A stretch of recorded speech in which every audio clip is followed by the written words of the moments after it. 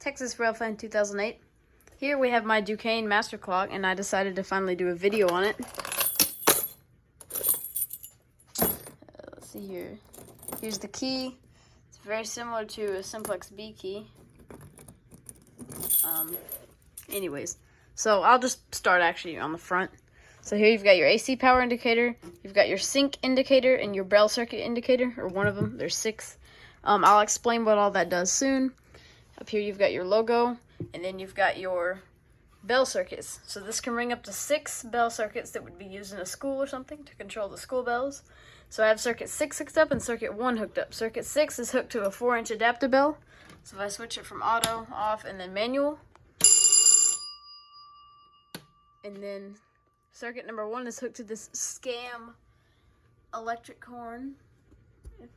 It's kind of hard to do it since it's backwards on the wall, but here's what that sounds like. It's actually pretty quiet. And then further up we have the face of the master clock. So if we open it, here's the inside. So this here is the tape, and there's a line of hole for each minute of the 24 hours.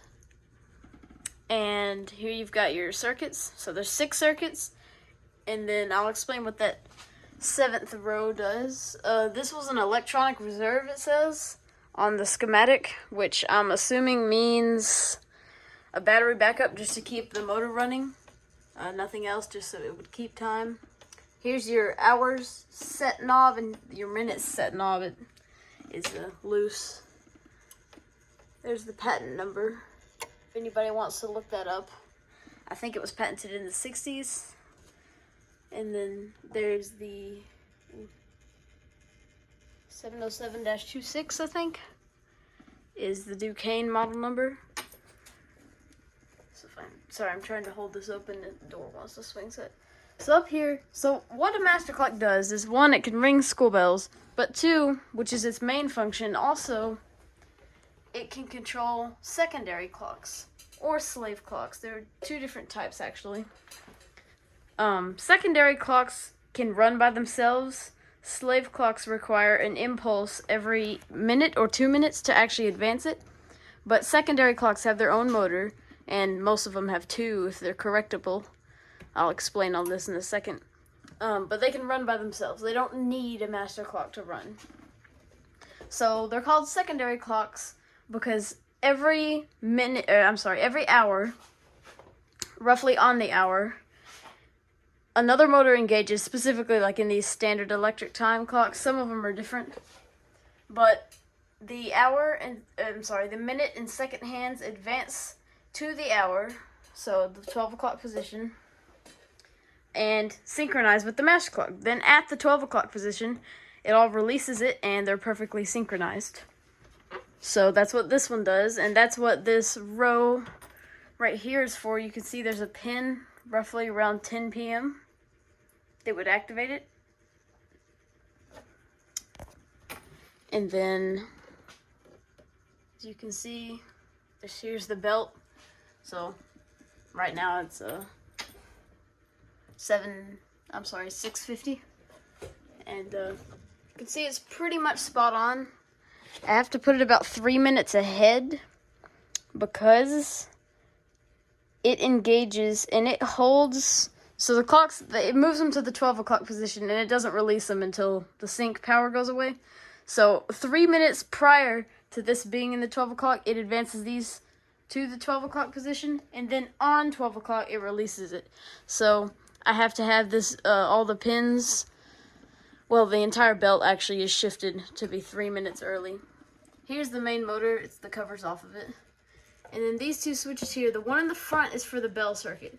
So these pins, let's see, I'm trying to find one. These pins, what they do, here's one at 330. There's a pin, and it hits one of these switches up top. You can see those 4 big black bars, and then there's 3 more on the other side. Well, 2 more. One of them's for the sync, the clock sync. And so the front one, whenever that pin hits, this is eventually going to come around this front wheel right here. And when it hits that dip in it, it's going to ring the bells. And that's adjustable. But it's only going to ring them once because by the time it comes around again, the pin has already came off of the switch. Same thing with the sync, except it actually does it twice. So I have it to where there's a latching relay and a time delay relay in here. And so it latches. And because it activates twice, it's going to go the first time and it's going to hold them there. And it's going to release it. And it's going to go around enough to where when it activates again the second time, it's going to advance that a whole nother hour, which I don't want. So instead, I have it advance 3 minutes earlier. And then I have this time delay relay keep it held there for 3 minutes until that's at 12 o'clock and that releases. And then this back one is what controls the sync cycle. So that's pretty much what the master clock does. Up here you've got your main power system clocks and your manual sync switches. And that's about it. I haven't really messed with the electronic reserve much, but I intend to do so soon. Here's an up close of the Edwards Adaptable. Pretty old model. And then the scam horn is very similar to a 4050, I think, or a, yeah, 4050. So, that's about all. This is a standard GRC correctable clock. If you just look that up on YouTube, you'll see it.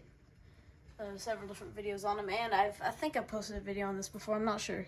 I know I've posted YouTube shorts on this one. So that's about all. Texas Rough in 2008. Bye.